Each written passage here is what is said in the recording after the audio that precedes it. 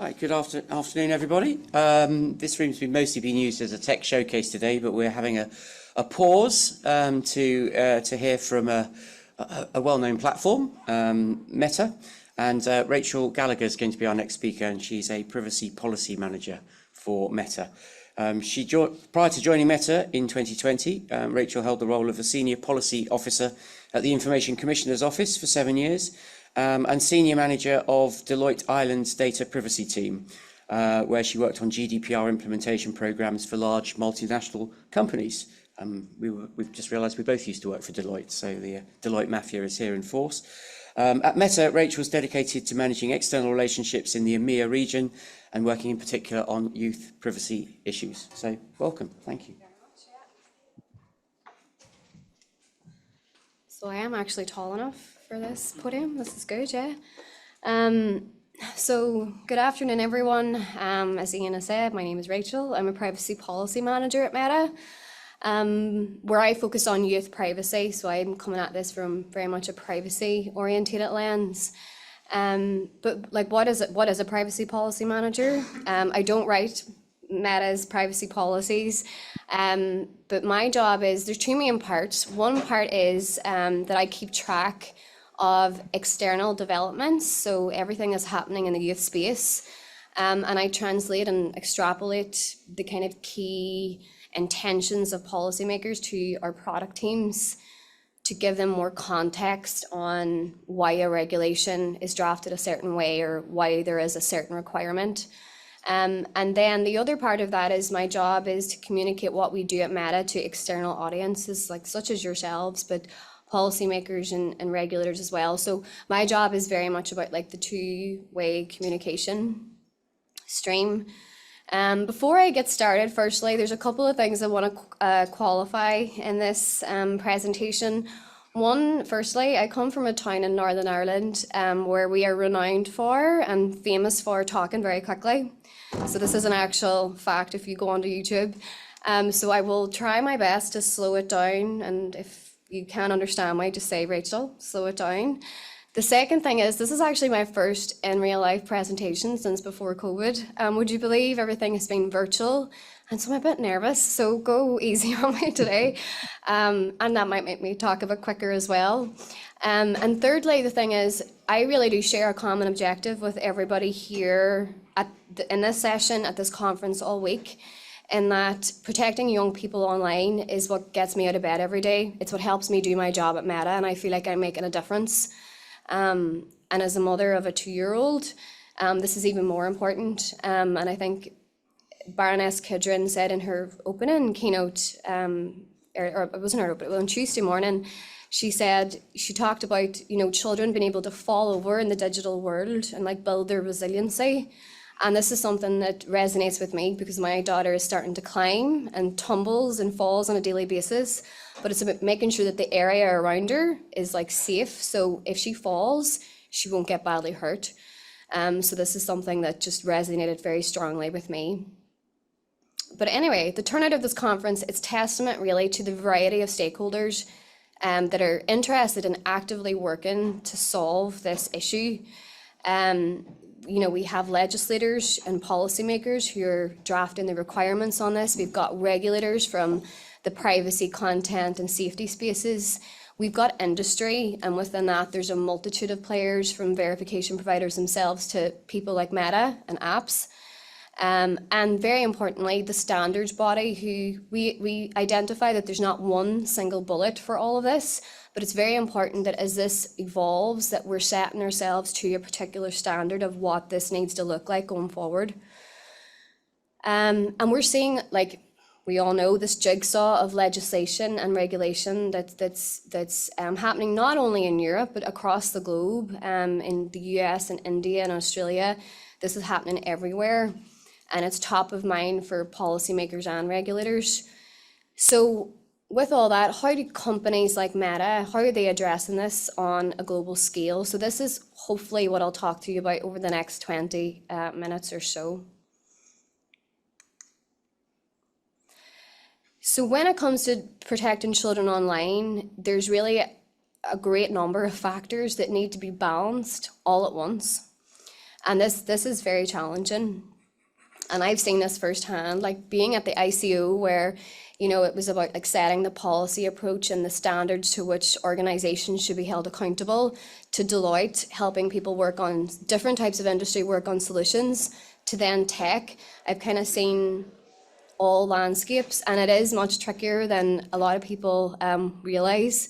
But we have the UN Convention on the Rights of the Child, and I won't labour this because Anna Morgan earlier this week provided a really great presentation on this. But even within the UN Convention on the Rights of the Child, even within that, you have a great range of rights that children have that need to be balanced. So their right to play, their right to express themselves, the right to seek information, the right to be part of groups. But this needs to be done in a way that they're protected from serious harm. And then you've got the role of a parent in that as well. And the UNCRC, it places duties on parents to support their children as they evolve and they grow autonomy, and to do this in a way that supports their best interests. There's lots of stuff even just within the UNCRC. But then building on that, the general comment on the rights of the child in the digital environment, it kind of layered on this idea of the best interests of the child in a digital space. And the fact is it needs to be it's a dynamic concept. And really that requires companies like Meta and right across industry to really look at the context of things and the actual specific circumstances and situations and balance the child's right against all of those competing, a lot of the time, competing factors. And then thirdly, it's not just about privacy, it's not just about safety, it's not just about content. It's really important that when we look at protecting children online, that we're taking a holistic approach to it. And it shouldn't be like a privacy first or a safety first. It needs to be balanced. And all of those different factors need to be part of that assessment. So how are we, and then, sorry, which wasn't on the slide, the fourth thing is the different requirements globally on all this as well. It's not the same in the UK versus India. There are different requirements globally. And this is a big challenge as well. So the three principles that really guide our approach on this, the first is responsible empowerment. So we want young people to be able to enjoy the benefits that our platform does provide. Just to tell a bit of a personal story, in my family, there is a very serious illness, which sadly young people, they die because they have a heart defect. So a lot of the young people in our family have to have defibrillators placed. But anyway, and this is a big thing for a teen to have, like, you know, such a thing fitted. But my niece was able to find a whole community on Instagram of people around the world who had been through similar things, and it's really helped her just accept her illness, I suppose, but also like thrive as well. She's done marathons and decathlons and all sorts. So that's a real personal story of mine, and it's really important that is acknowledged, I think, as well. But it's important for people to be able to empower or find community in a way that they're safeguarded as well. And in a way that caters to their age. And the third thing is we need to continue to make progress. So it's not enough to stand still. As this week-long conference has showed, this is something that's constantly changing, and we need to be alert to this and respond to this. So over the past number of years, I suppose all my time at Meta, which is maybe 4.5 years now, we have teams right across different parts of the company, from product to policy to design teams, who are working actually on building product improvements and also foundational investments in trying to strengthen and build and improve on the protections that we give teens. So I think even in the past 3 years, we've developed more than 30 tools that support age-appropriate experiences online. So to give you a snapshot in this, I know this is a bit detailed, this slide, but it kind of shows the layered approach that we take. So we have in place our policy and community standards, which protect all users, not just young people. And this includes content that's been identified by different regulations or experts that are maybe particularly damaging for young people. So for example, nudity, violent and graphic content and hate speech. But then in terms of young people themselves, we have additional protections in place. We automatically place teens into the most privacy and content control restrictive settings on Instagram and Facebook. So that's by default. On top of that, we've built a wide range of tools to manage screen time. And I know this is something that's getting very, very topical and top of mind. And a couple of the tools that we've developed just over this past year, one is an alternate topic nudge. So what that does is that teens who've maybe been scrolling and viewing a lot of maybe one certain type of content, we send them a nudge to say, maybe you'd like to view something else. And we've actually found that this has been very effective. This was designed specifically for the 13 to 17 age group, and we see that it's working. In the most recent test, I think it's 1 in 5 teens who saw a nudge actually switched to a completely different topic. So it's an example of work that we're doing that helps move the needle and helps make a bit of a change. And on top of that, we've got like nighttime nudges, which if a young person is scrolling through Reels, if you're familiar with the Instagram app, Reels really late at night, they'll get a nudge to say, maybe you should close Instagram down for the night. So these kind of like prompts to try and get teens to think about their usage. And we have screen time controls as well. So quiet mode and take a break, which also encourage young people to leave the app at night. We automatically default teens into a private account when they join Instagram. So they don't have a public account. And location sharing is also turned off by default. We don't allow advertisers to target ads to teens based on behavioural data. So age and location are the only factors on which teens will be used to serve ads to.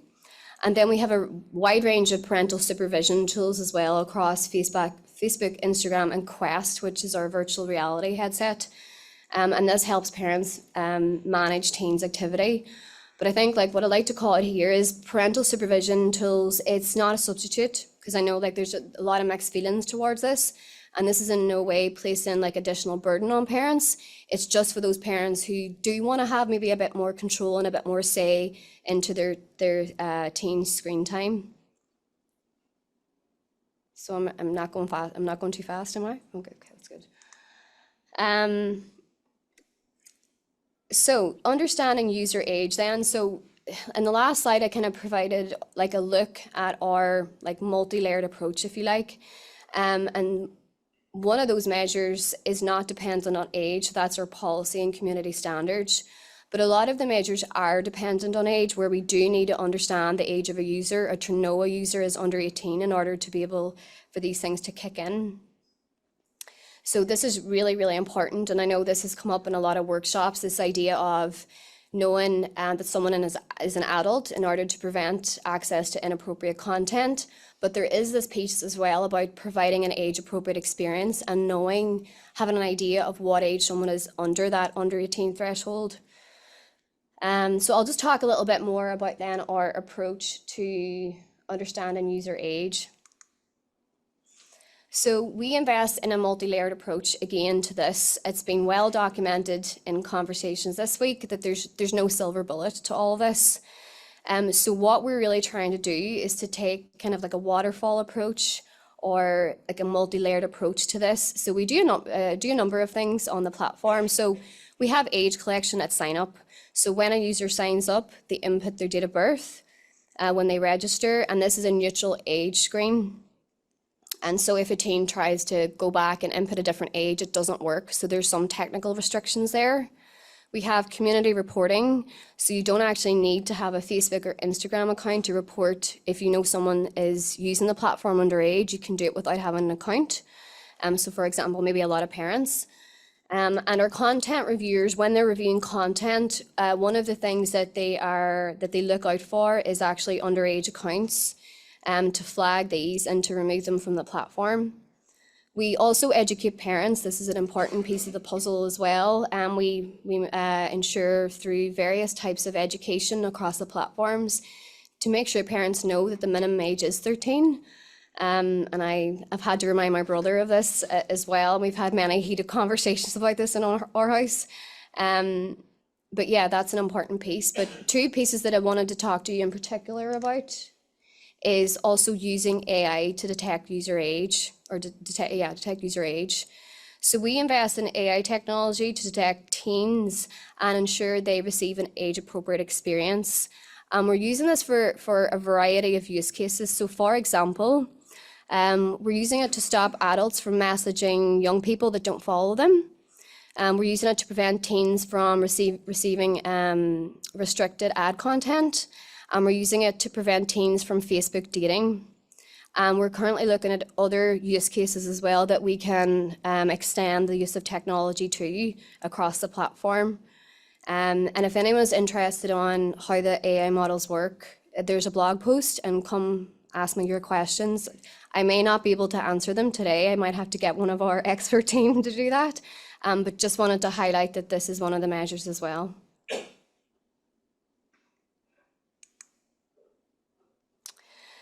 So another element which we have been working on is the age verification menu of options, which we have. So because everyone doesn't have access to formal government ID, this looks very different across countries and where you are globally.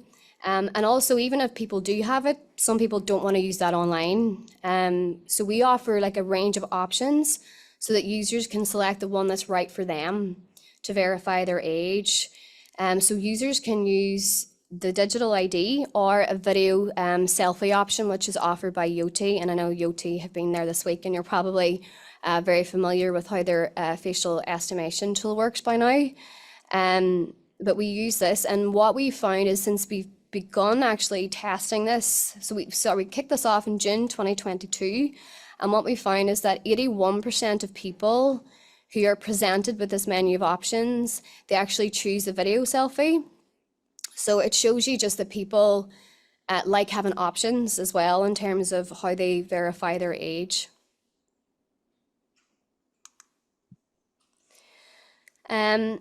So just a bit about now how we've kind of formulated our approach. And some of you might have been in the workshop that my colleague Adam ran this morning. But we've been iterating on our age strategy and the product improvements that we're making over the past, I'd say 3 years. We've really been focused on this. And the team is actually growing all the time internally. But there's a number of things which we use to help inform the work of this team. So I just want to spend a couple of minutes now just outlining some of the various initiatives that we have. So one of the initiatives is the TTC Labs, and this is the Trust, Transparency and Control Lab. So this is a Meta-initiated initiative, and its focus is really to work with young people, parents and experts to actually co-design or co-create solutions. So to kind of get their feedback, like right around the whole product design cycle. So a major part of TTC Lab's work, because they work on a wide range of topics, but one of the things that they've been doing is how to design different solutions in the best interest of the child. So like, what does this concept look like in practice? And globally, it's consulted with well, you'll see there on the slide, 450 experts, 280 young people, and 220 guardians globally. At the minute, they're doing a lot of work around age assurance, and also parental approval or parental interventions. And they've run, I've been lucky enough to be in some of the sessions, which are just so interesting, but a lot of sessions across Europe, and there's more to come as well. But in the recent ones on age assurance, it was really interesting, the different kinds of insights that parents and caregivers were feeding back. So some of the things I'll just talk about a few of them here, but parents, they're interested in having parental control and supervision, but they're very worried about the conflict that this might cause at home. So I think it's a really real life example as to how this plays out in practice. They do want oversight of teens, but they want it to be flexible. So not all families are the same. There's different structures, different cultures, different situations. So it needs to be done in a way that's flexible. Parents are feeling quite overwhelmed. It's a very, very busy life, and they're feeling overwhelmed. And so for them, convenience is an important factor in all of this, at least for some people. And so they felt like a device level or an OS or an App Store approach, it might be more convenient than actually app by app having to verify age. Some parents have mixed feelings towards government ID, with some thinking it's the most trustworthy, whilst others had some degree of skepticism. And just generally, there was a feeling that they just needed more support from government and from digital service providers themselves. And all this work is ongoing. So I can provide links to TTC Lab's website if you're interested in learning more. And this is just like a timeline of all their work. So this has been ongoing since 2018.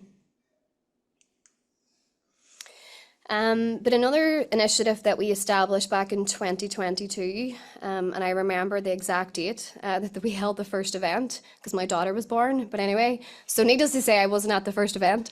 But we established the Youth Privacy Forum. And the whole point of the Privacy Forum was to, at that stage, bring together a really diverse group of stakeholders who were interested in protecting children online. So whether you were coming from the privacy and safety community, maybe you were an academic, maybe you were a technical provider, maybe you were a policymaker or a regulator, but you had an interest in this. And this provides a forum to have that discussion, but to learn from other disciplines. So you're not just coming at this from one angle. So in the series so far, we've explored topics like CSAM, age assurance, transparency, and just in December we did a session on parental interventions, which covered everything from parental consent and approval right through to parental supervision tools. And then thirdly, another initiative we have is the high-level working group. So we've been working with researchers, so Professor Andy Fiepin and Emma Bond, and they have formulated a high-level working group for privacy and safety. So it's a forum consisting mainly of academics, but there's also civil society and experts on that as well. But their whole focus is to really come at this idea of online safety for all, not just children, from a more holistic, rights-centered perspective, and really to kind of delve into this concept of pitting privacy against safety. They think there's a lot more nuance to the conversation than just this. So this is another forum that we've also been engaging in as well. So this diagram is actually credit to Andy Fiepin and Emma Bond. So they've come up with this, it's like an ecosystem-wide model on the different kinds of stakeholders that are involved in these discussions, and also the interdependencies between them, so their relationship to each other, and really what their role is in all of this. And I can provide like links to the report and this diagram like later, so don't worry if you don't get a good picture of it. But I think the whole point of this diagram is to really show that an eco-wide approach to this issue is needed. We have this conference this week, but it's very important that we move the needle forward. Dialogue is great, but we need action. And we think that there's a lot more that we could do together. So with this, like we think even within industry, there are different stakeholders that have different roles. So we think that given many devices and apps do have existing processes for collecting age of users, this could potentially add an additional layer to the whole age assurance model. And this really would mean that users would only have to verify their age once in all of this. So this could be an additional layer. And I would like to say this doesn't negate the responsibility of apps to continue iterating on what they are doing and their requirements. We at Meta will continue to develop our approach, and we'll continue to use our age models and iterate on the strategy, which I just outlined.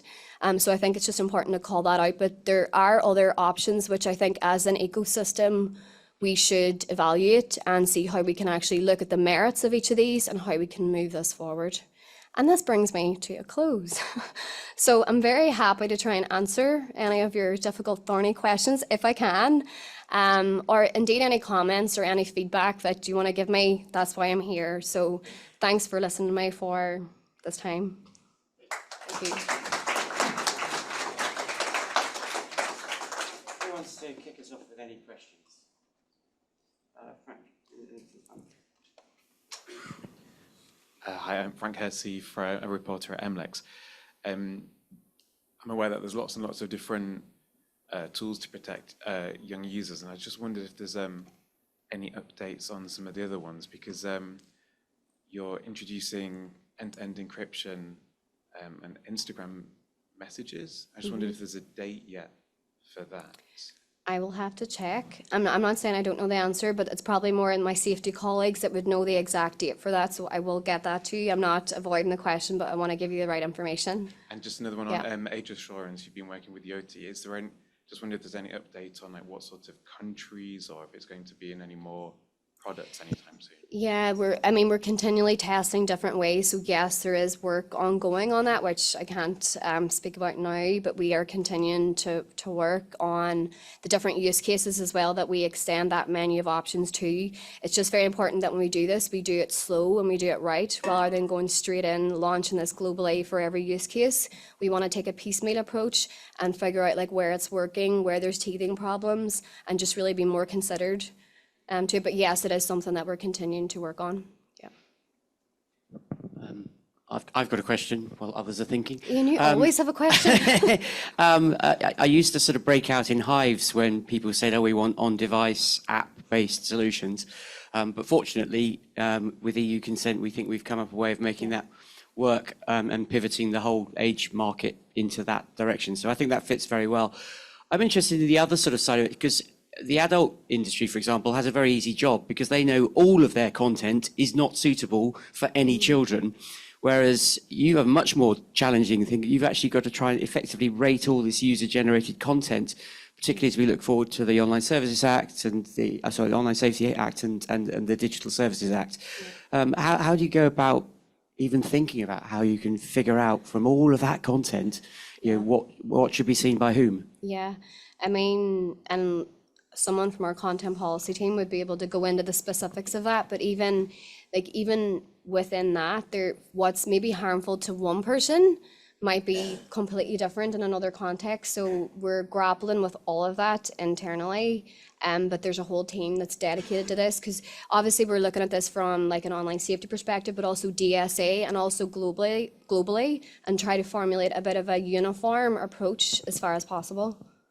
Thanks.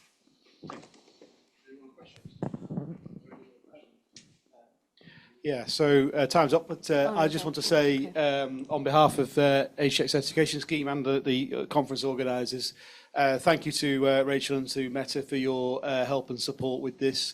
It's been a fantastic event. We had 660 delegates over the course of the week, and we're really, really pleased to and grateful for you to sponsoring our evening event tonight. Unfortunately, you've no, I need to organise childcare even as we speak. I have to get home to yeah, so unfortunately I can't be there. So unfortunately you can't be. I think one of your colleagues is joining us if he's around. I think I need to check where he is. But they've been very supportive of this and very grateful to that. And just on that point, if I can just say, if you want to participate in the event, which is the Cube Live and tech-enabled golf, which I'm intrigued by, then you will need a ticket for those. They're free tickets because of the grateful sponsorship of Meta. But if you want to participate, you will need a ticket. You need to pick those up from the reception desk very shortly because they're nearly all gone. If you just want to come along and watch and enjoy the night and be a spectator, you don't need a ticket. You can just turn up. But thank you very much. Thanks, Tony. Thanks.